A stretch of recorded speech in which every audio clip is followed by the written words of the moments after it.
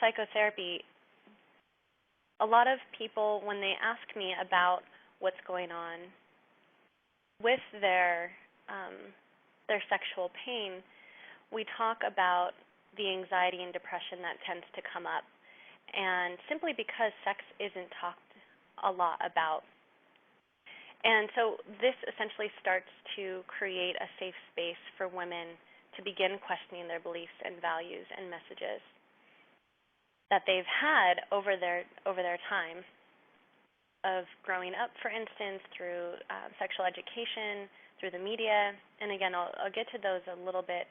But some of these questions can be really difficult for women to answer. For instance, how did you learn about sex or sexuality? What was the temperature or the willingness to talk about sex and sexuality or bodies or body functioning as a child? What was it like as a teenager? And how are those messages impacting you today? Are they affecting you in a negative way? Are they affecting you in a positive way? And then if they're not working so well for you, it might be a place, having psychotherapy support or a trusted friend, it might be a really great place to be able to try on different messages, even temporarily, just sort of starting to explore what messages or what beliefs or values are still relevant and still helping the woman with her sex and sexuality and body image, what's working for her today, and then what might be adjusted so that she can feel a little bit less anxious or upset about the ways in which her body might want to naturally respond. In therapy, another way that pain is addressed is by doing cognitive behavioral therapy. And specific techniques of this might be using what's called a pain diary. So a woman might record for a month, every day, the pain level she's experiencing, and start to notice at what point she might have been overly stressed or what point she's at in her menstrual cycle, and pain level is and what it's affected by. And then as the awareness is created around what might be causing the pain, steps can be taken to change some of those things that are occurring in her day-to-day life. And then continuing to record the pain, the woman can figure out what's affecting her and what she needs to be able to attend to in order to remove that from her life so she doesn't have pain. Also, the pain diaries help by being able to, for the woman to be able to start to identify the messages that have impacted her and the beliefs that she has around sex and sexuality and her pain, and then be able to change those maladaptive thought patterns, so thought patterns that are not working for her, thought patterns that elicit anxiety, that create her to feel nervous about sex and sexuality, to create her the messages that seem to create poor self-esteem, for instance. Those can be adjusted as they're identified, and so that can be done with a psychotherapist as well, or it can be done on her own. A lot of women have found that just simply Googling a pain diary and researching a little bit more herself, she can start to be able to do this on her own. But if a woman is needing help to support that, a cognitive behavioral therapist or a psychotherapist in general, our therapists here are trained in both. So if you call CHS at the number that I wrote in, you can get set up with one of our therapists to help you work through these if that seems like there's more support that's needed.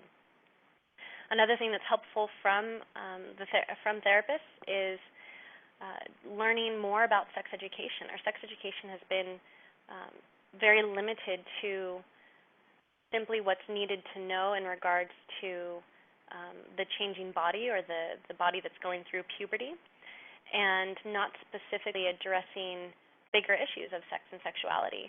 And typically sex education comes from a shame-based place, it comes from a sex-negative place, and it comes from scare tactics. And so trying to start to loosen up those ideas and create some more room for positive, pleasurable beliefs about sex and sexuality can help encourage more supportive experiences of sex and sexuality and more pleasurable, more enjoyable, less anxiety-producing beliefs and views around sex and sexuality. And again, this can be done with trusted girlfriends, trusted family members, people that a woman can feel comfortable and safe with, saying, hey, this thing that I thought about sex sort of worked for me and I understand where it came from, but I don't know if it's necessarily the best thing for me anymore, and I'd like to try on or think about things in a different way. What do you think about it? And just opening up those conversations with people that are trusted and safe can be a new experience and can start to open up doors on how to experience their bodies and sex and sexuality. The limbic system is basically the place in our brains that was developed first, and essentially is there in order to keep us alive and to help us survive. And what happens is it's run on either emotions or, again, survival tactics. And because that's the case, if our limbic system senses anything being a threat, whether that's an emotional threat or a physical threat, such as pelvic pain or such as a sexual interaction, if that causes any anxiety simply because a woman doesn't have a comfort with her sex or sexuality, her limbic system might go into a state of being shutting down the pleasure centers and just running on survival and being in a sort of fear-based situation. And that's going to significantly decrease the possibility of any sort of arousal and desire, which could then lead to a lack of orgasm or painful penetration or painful sexual experiences physically, as well as emotionally. And so I always say that the anxiety is the opposite of orgasm. So if you can kind of run from that place, then it's very, very obvious that trying to calm down anxiety will lead to orgasm, but also it will lead to just a more pleasurable sexual experience. It will lead to more connection, more intimacy, and just an overall general sense of well-being to start to reduce anxiety. And another aspect of psychotherapy is group therapy.